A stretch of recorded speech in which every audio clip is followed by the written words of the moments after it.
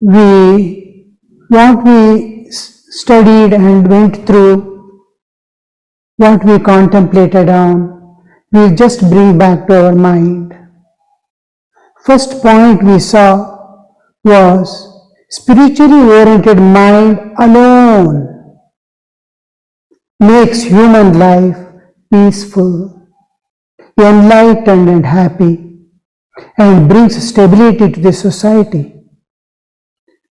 Both his own stability of living a beautiful life in this world with peace, bliss, and happiness. He lives and brings stability to the society. This is the first point that we saw in the last class. And the second point we saw was, it is not the fear or pain or suffering that gave God concept and religion to the world.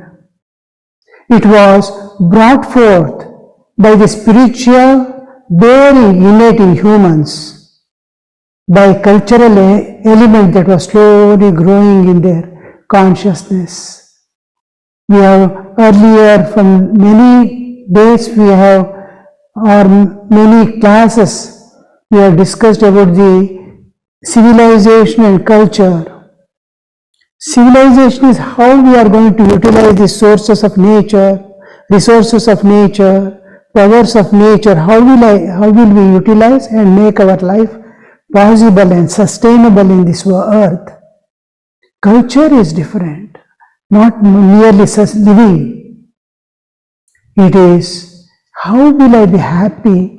How will I be free from bondages? Religion, dance, music, all this comes under culture, including spirituality and governance. All this come under the culture. These cultural aspect in the civilization, we have gone so far. Computer, we are able to go to any planet also. But where is the peace? Everything is destroyed. Just mobile cell phone in the hands of children, their whole attitude towards the world and towards themselves are destroyed. The divine awareness can never come again in their consciousness, as if the world has entered. So we have gone ahead but we are losing the culture which was giving man happiness and peace. And that we have to care for. The religion, spirituality, divinity, and all these were products of the inner inside man. There is the divinity which is trying to emerge out. It is struggling to emerge out.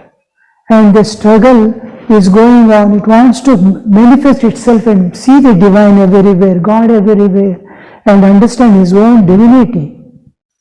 And there we see that struggle has brought into our existence the spirituality and religion.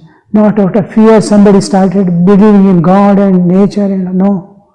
It is, if the inside there is no divinity, it cannot recognize God or anything which is beyond nature. So this is one of the important things we studied in the last class. And then in religion, an important part, religion and spirituality, is destruction of our animal nature and manifesting divinity. This aspect of our life is called the soul culture. How will I destroy all my defects and imperfections within me, the animal nature in me, and how will I move towards manifestation of the inner divinity? That we see as a part of our own, it's called soul culture. Now coming to the soul culture, when we contemplate on soul culture, Plato gives a beautiful definition about soul culture. Is the first and the fairest thing that the best of men ever had and can ever have. Culture is born of meditation on the best that has been said and thought on ultimate problems of life. It is transformation of one's own being. Transformation. Two important expressions, phrases he uses. One is the transformation, the inner transformation of the one's own being.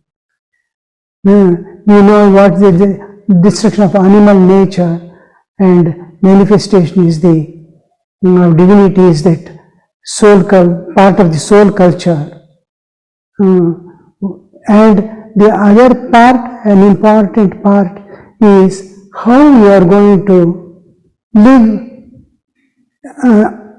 accountably and in a making everybody, the whole universe, happy and move towards the divine. So these two aspects we see we contemplated in last class about ultimate problem of human life.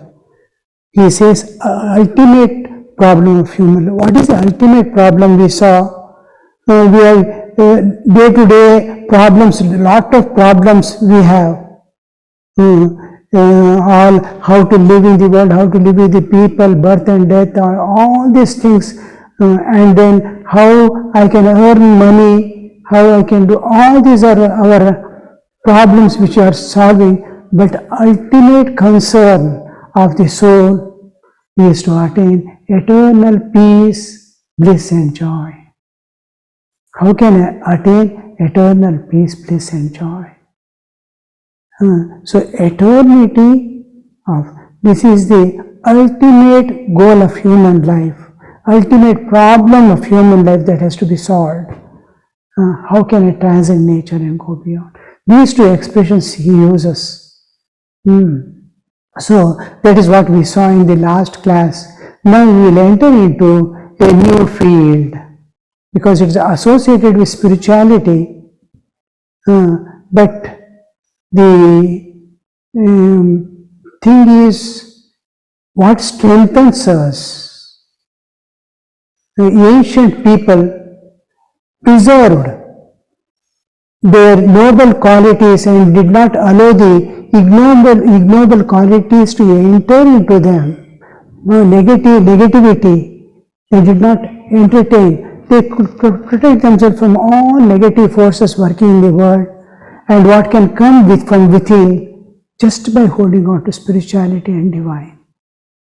So that holding on to the spirituality and divine is the most important part that we have to learn from our elders. And there you see, when you are holding on to all differences dissolve in spirituality and divinity. In spirituality and divinity, all differences dissolve. So you will be pure, and then culture and civilization, two entirely different fields, they walk together. We need the modern science and development, scientific developments. We need peace and joy also. And we have to transcend these two things, we have to transcend the nature and go beyond, enter into the eternal life. So how these two can walk together?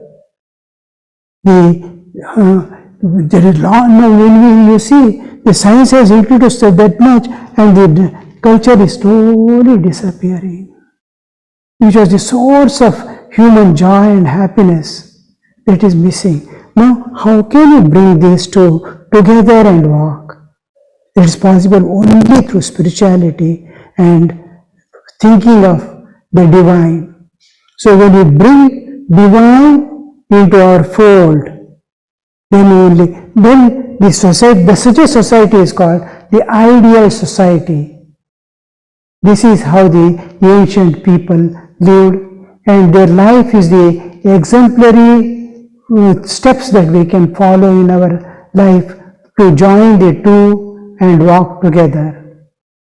This is one thing that we have to, and we see Arnold Toynbee, one of the important historians who went from place to place, lived for decades in each place and absorbed how the civilization came into picture. And that we see that Arnold Toynbee says, seeking God itself is a social act. What a beautiful expression you see. Seeking God itself is social act. In contrast, spirituality stands in this context, particularly when he says seeking God is itself is spiritual social act. In that, whatever your social service, you are seeking God itself. Both your nature, your mental states, everything change the moment you start. You become so loving because you have lost that seeking the divine. The more you contemplate on the divine, you become divine. All inner defects in you will go away. Kama, Krodha, Lobha. Most important is ego and Raga, Dvesha. Attachments and aversions. They will disappear from you. And this here we see, seeking God itself is social service, social act. That means how the spirituality which I am holding on to is making our life in a new way.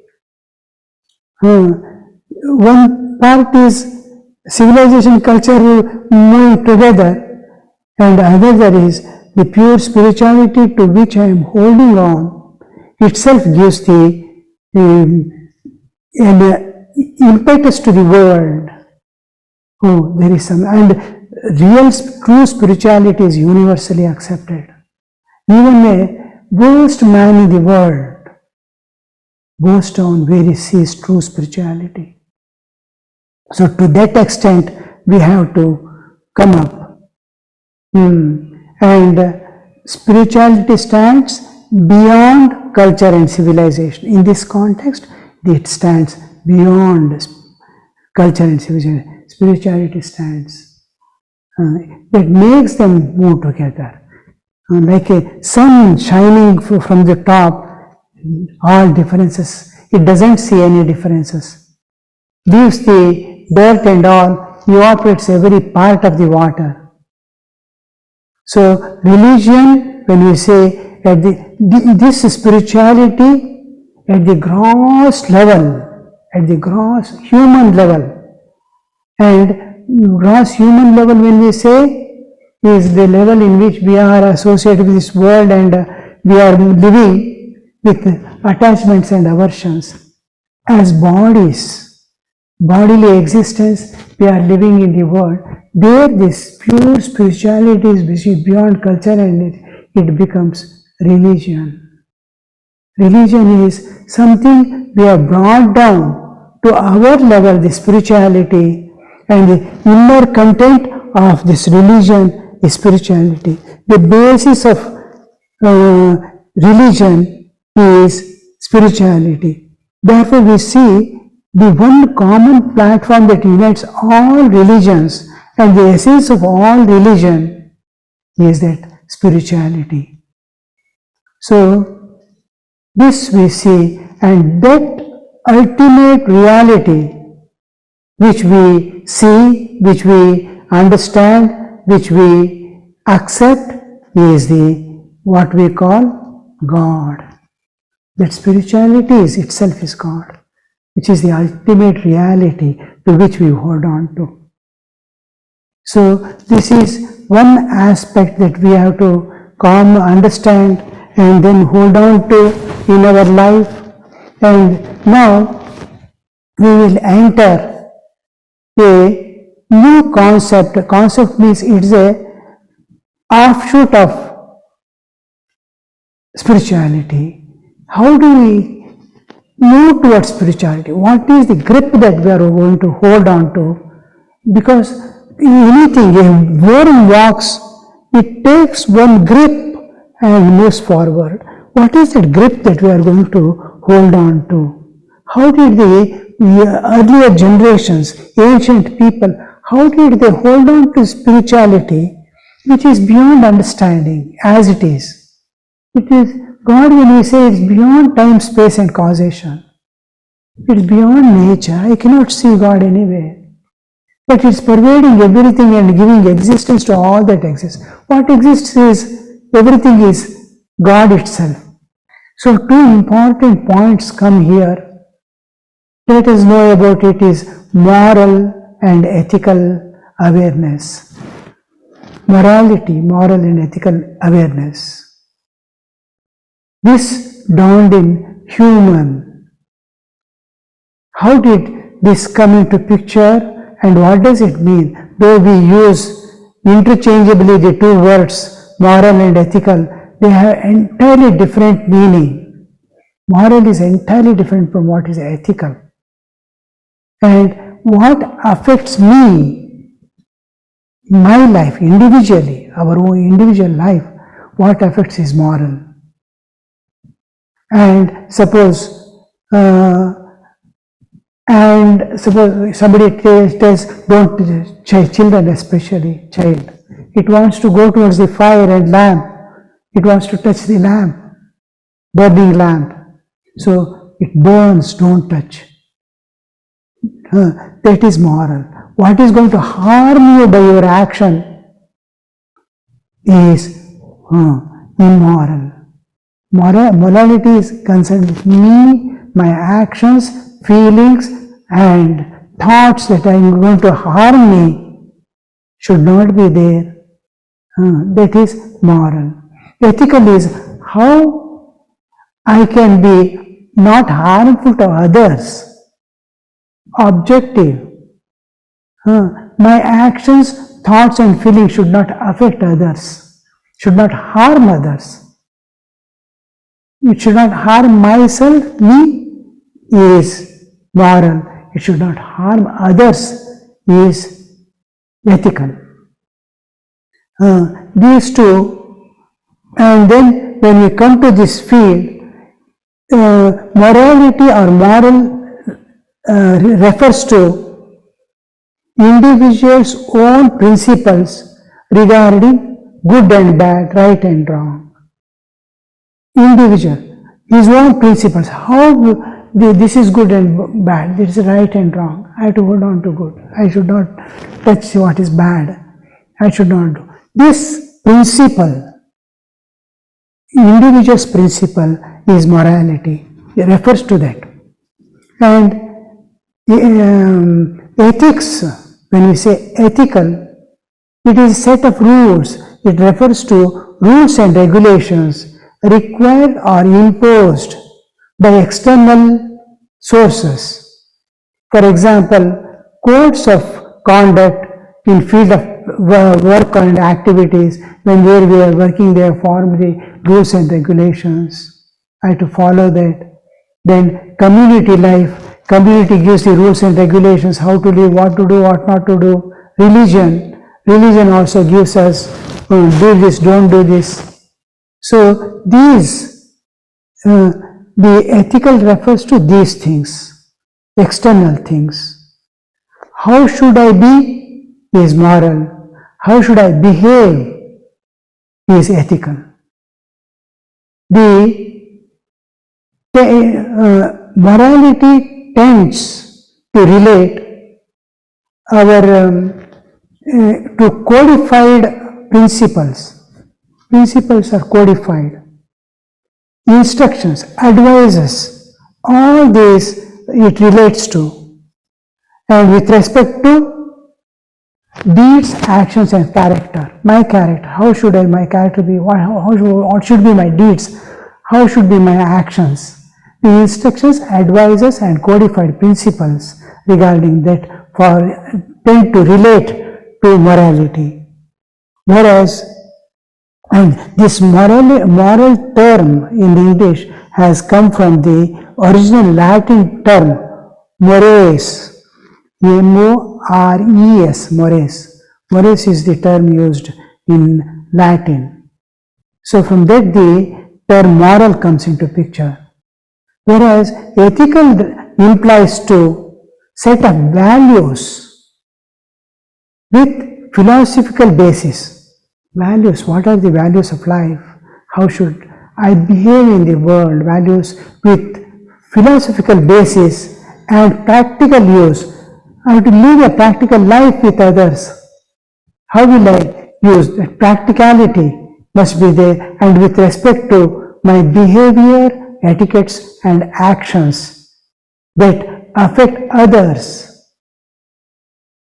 So here we come into direct picture of what is ethical and what is moral.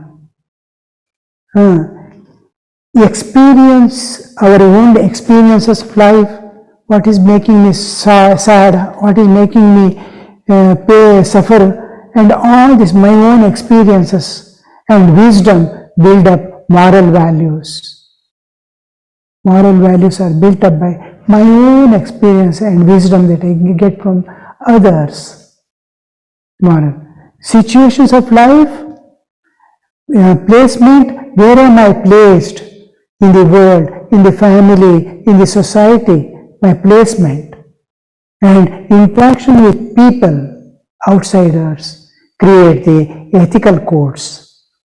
Ethical codes are dependent on the external things, situations.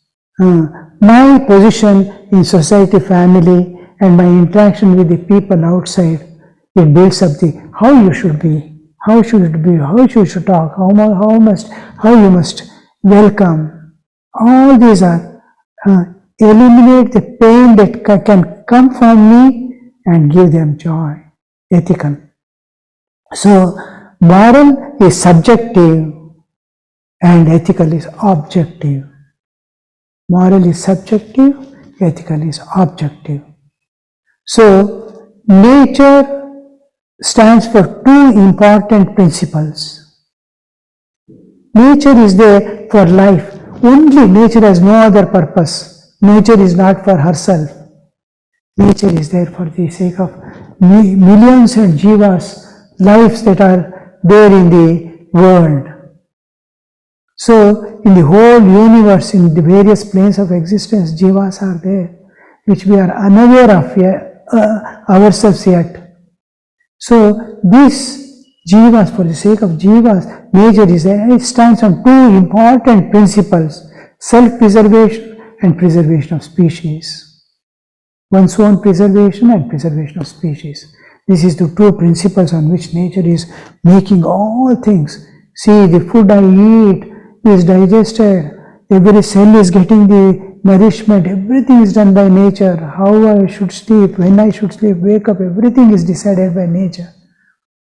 So this nature who is taking care from birth to death, how we grow in the womb, how we meet the death, how the body is ready already for the next. All this is nature, and nature is therefore, and its two principle is self-preservation.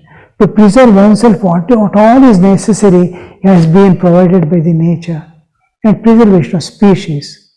Now, first principle, the self-preservation, and I must be always happy. I must not get any pain any time. Bondage should not be there, suffering should not be there in me, builds up the moral codes and moral awareness. I yield to my moral deeds, I do only because of these two. I have to preserve myself, I am responsible for me, I have to take upon my shoulders all my responsibility. This understanding, nobody can take my responsibility. Nobody can release me from any kind of pain or suffering. I have to. And there comes into picture the moral awareness and moral deeds that I have to follow. The second principle is preservation of the species. My community must live. Each section of the pattern of life in this earth we see is interested deeply in preserving their species, preservation, and gregarious tendency in humans to live in groups. We cannot live isolated life. Somewhere I will go and stay like here, going on, moving and all. You cannot do. I want to live with others. I only had a few of the ones here. This we see happening. This gregarious tendency and for preservation of the species creates the other thing, ethical codes. In the understanding of the my actions should not harm me, it becomes the ultimate end of the moral principles. And I should not, none of my actions should harm others. My thoughts, my feelings, even I should not feel bad of others. This is ethical. Whatever joy and peace I can give to this world, to the people, I must be able to give. No more harm from me. Even one of the important vows of the sannyasa is, I give abhaya to all. No fear from my side. So this is ethical. And whatever good that I can do, whatever good I can give to this world, even living a good life behind and going to the world is also a harmless. Well, for today we will end with this, and we have been continuing the same topic from the beginning, and it will continue for some more time. It's quite a long time, because I want to bring what all good and great in various even present society and present religious understanding, modern science, all this, it is eternal wisdom that we are going, timeless wisdom. So we are going to discuss that. So it will continue, and for the present, for today, and within a day or two you will be getting whole thing what I have talked to you. I will put in the word form and send it. Once more, if you just to go through, you will understand. It will be remaining in your awareness. Why should I be moral? Why? What is ethics and moral differences? All this. These are subtle things which usually we miss in our observations and life. So we will end with this. Yes, next. Thank you, Maharaj. We are having some questions. So it's a request for everyone, particularly the new attendees, that kindly post your questions in the Zoom chat. And please keep the questions related to the topic. We'll go one by one questions as long as the time permits. So the first question, Maharaj, is the subjective morality like a code of conduct set by nature in our lives? Again?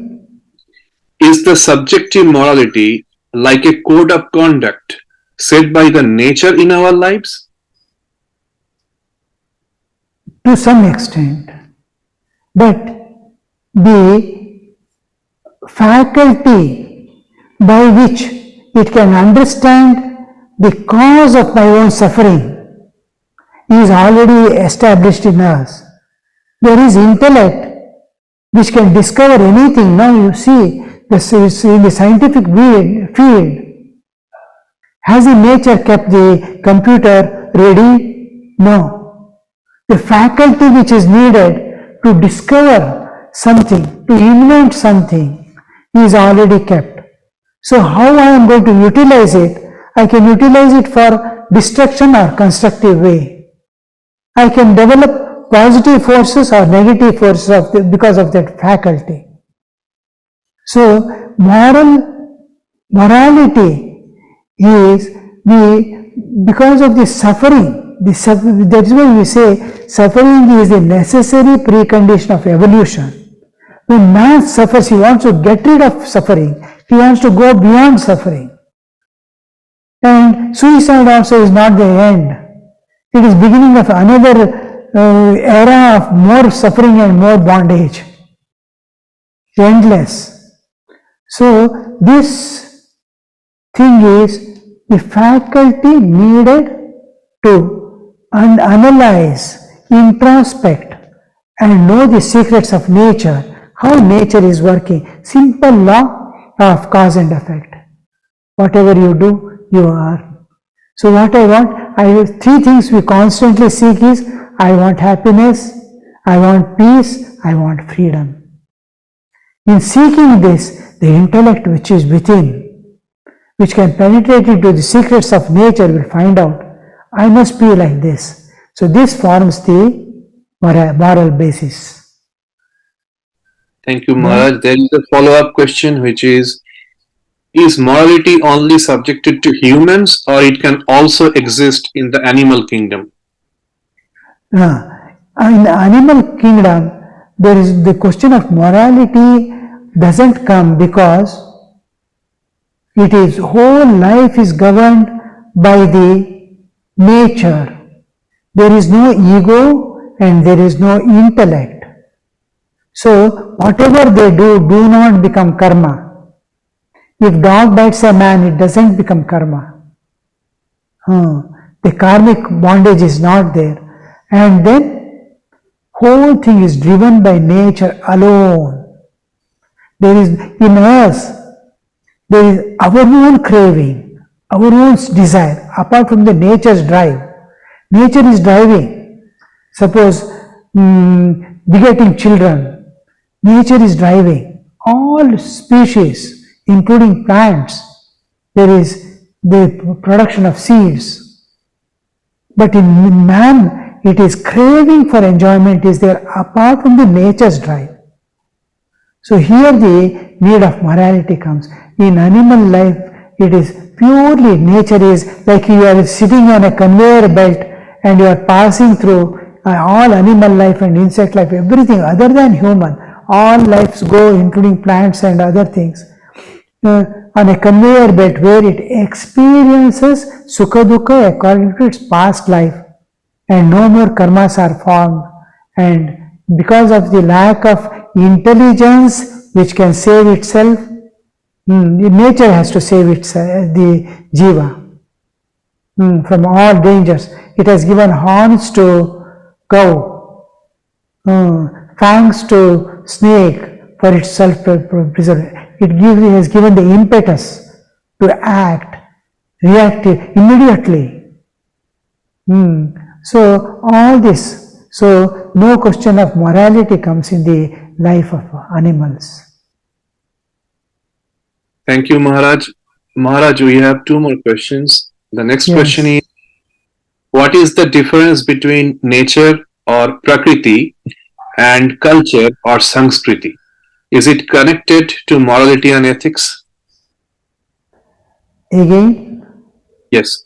So Maharaj, what is the difference between nature and culture? Means what is the difference between prakriti and sanskriti? Is it connected to morality and ethics? Between culture and nature. Yes, Maharaj. Culture is only governing human life. Nature is governing entire universe. Our life exists only because of nature. Nature is keeping us alive. How I enter into sleep?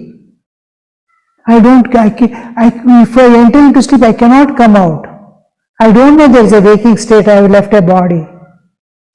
Nature takes me into sleep. I don't know how to enter, where I have to enter into sleep, I don't know. Nature takes me to sleep. Nature brings out from sleep. It takes to the core of my existence and brings back to the bodily, extremely outer layer of my existence, bodily existence she brings. Whatever I eat, it is she who digests. I don't know how to pour hydrochloric acid into my stomach to break down the food matter or to digest it, how it will get converted into nutrition, how the villi are absorbing, how every cell is getting its nutrition and oxygen in their place. We are throwing away waste. Now it is hot for us, nearly 100 degree Fahrenheit. Now I am sweating within. Sweating is there to cool down. The process of cooling down has already begun with the process of heat outside.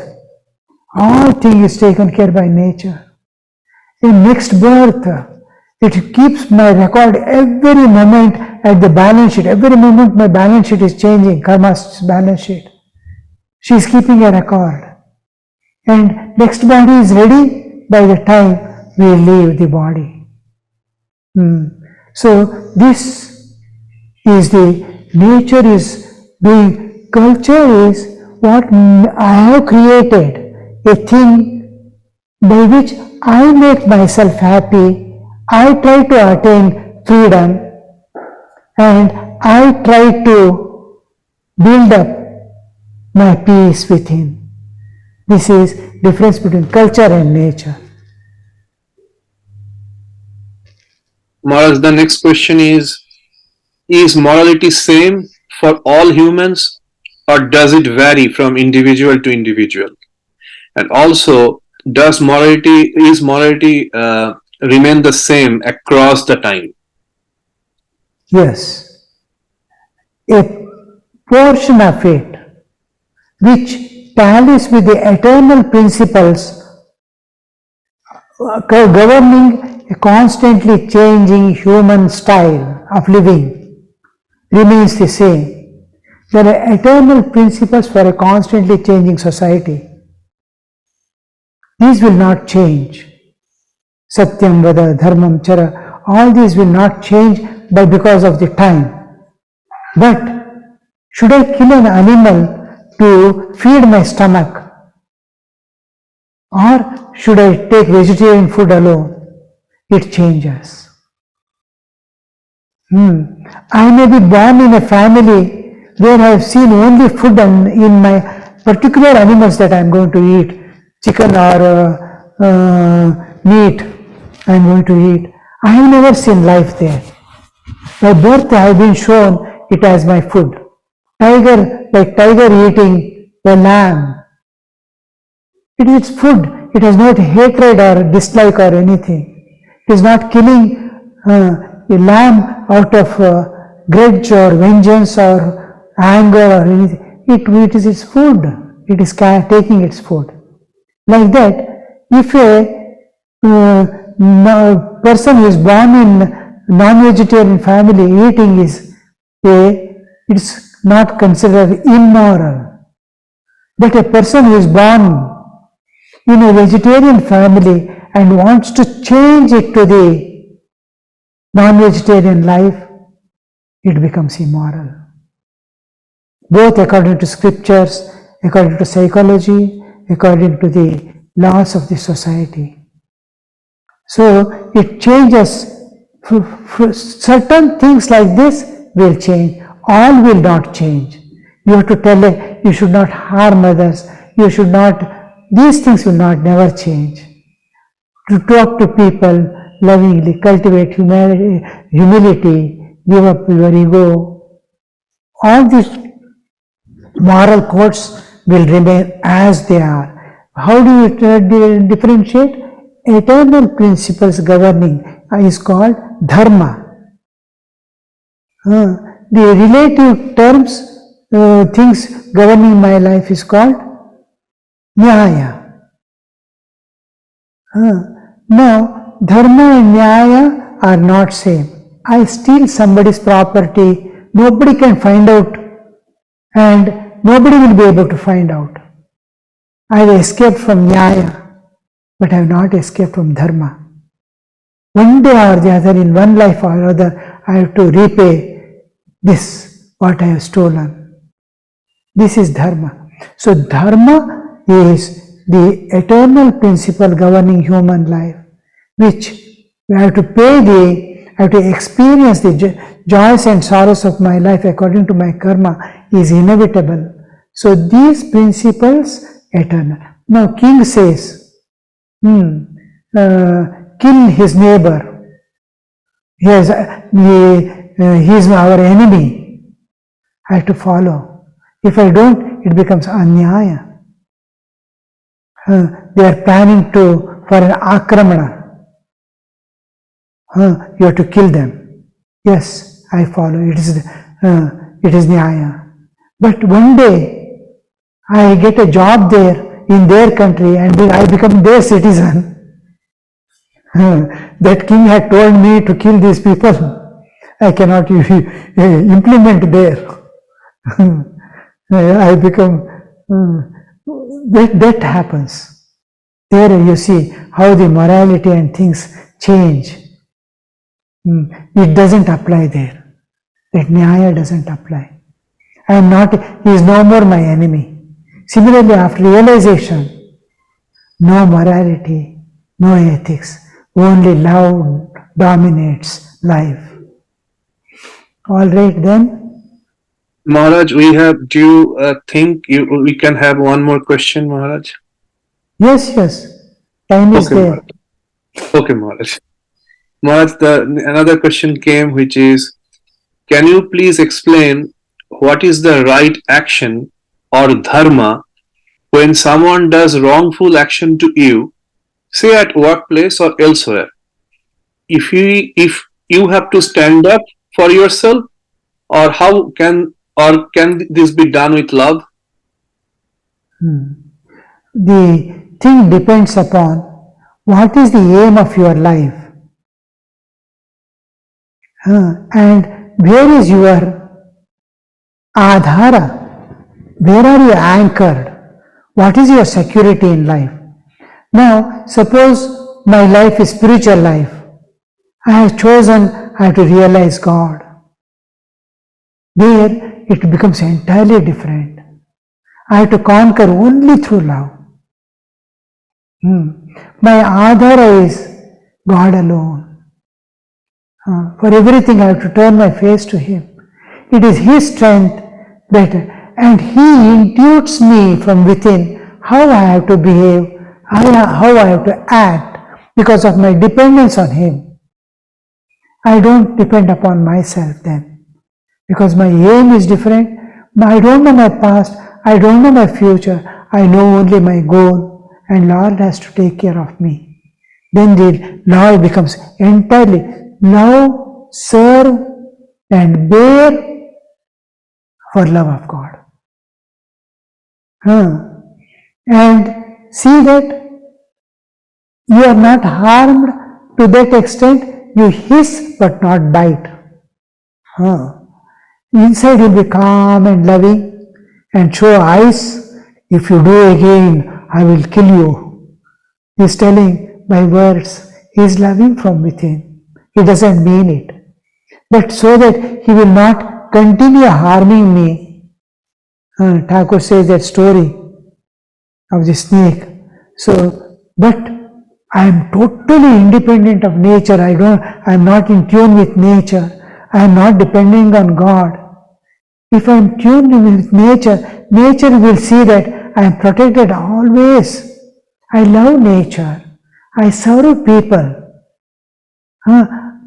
Yesterday I went to Sharda Foundation. Mataji's where they are. New brahmacharinis have come. New people have arrived. And by telling them, I told I have not kept anything in my life.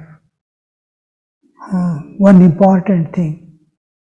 Second thing is, every breath of mine from my childhood I have given to this world and to God. Now I am in tune, constant tune with the nature. It is her part to take entire care of me. I may not be thinking of God, but my love for people, my serving, my prayers make nature participate in my life and see that I am not harmed by anything. Somehow, you see, I was caught by some people when I got down in some place in North India. I was to go to Pal and Bhushawal. I got down. And when I coming, I was to go to it was night, almost 12 o'clock. And I was to go to a Ramandir, which is in a very dark place in that place. Somebody had given me address. I went through some place where all people were strangers to me and it kind of threatening and ready to do anything. Two people called youngsters caught hold of me and started, what have you got? Why have you come here? What is this? And all. One person is holding a blade in his hand. I'm going to cut you now. I have nothing to say. Just except remembering mother, I have nothing to do, nothing to say. And they started asking, have you got this? Have you got that? What have you got in the bag? I said, few books are there, you can see. Where is your money? I said, I don't carry money. I will cut you now. And this is happening, they are not at all leaving me. And then another boy came, chhod do yaar, what you are fighting with these people? He came and took them away. And somebody coming, it is not his intention, he belongs to the same group, he could have joined them. But he came just to take them away. And this is how nature participates in our life. When I used to be in forest, deep forest with no human existence, even to come out I had to walk 45 kilometers. At that place when I used to fall sick, that my temperature has raised to 105, 106, 107, I am becoming unconscious because of some problem. Somebody used to come on that particular moment and take me away. That just because I have given my life to this world. Are you in tune with nature? Or are you keeping that I will take care of myself? I have money with me, I have strength in the body, I have intellectual strength, I can earn. Then you have to fight with the world. And it will not lead you anywhere. It is a shadow fight. You will get exhausted, tired. So, best thing is to depend on God, be in tune with nature, love people, and whatever you can give to this world, give and walk off.